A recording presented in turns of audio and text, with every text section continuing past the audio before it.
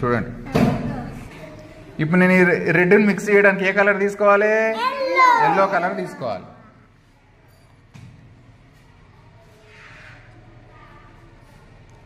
చూడండి మిక్సీ చేస్తున్నా.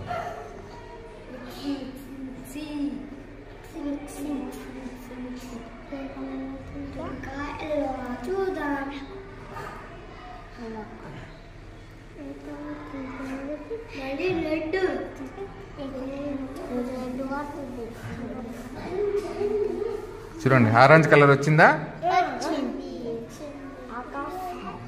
చూడండి ఇదేం కలర్? ఆరెంజ్.